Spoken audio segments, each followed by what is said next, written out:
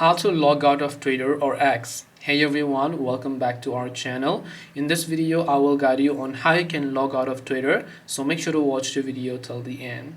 Now logging out of Twitter, which is now been rebranded to X, is also very simple. So when you open the X or the Twitter application here, you can currently see that I'm logged into my account.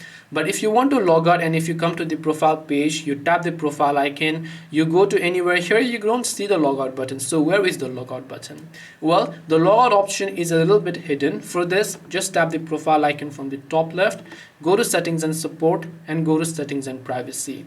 From here, what you want to do is at the very top you can see the option that says your account. So all you have to do is just tap the your account button from the top, then go to the option called account information, and it is under the account information where you'll find an option that says logout. So all you have to do is tap on logout now, tap the logout button, and you'll be successfully logged out of the Twitter or the X application here. This way you will be able to log out of Twitter. Hope this video was very helpful to you guys, and if it did help you, make sure to leave a like and subscribe to the channel. If you have got any questions, then feel free to leave them down below. Thank you for watching and see you soon in the next video.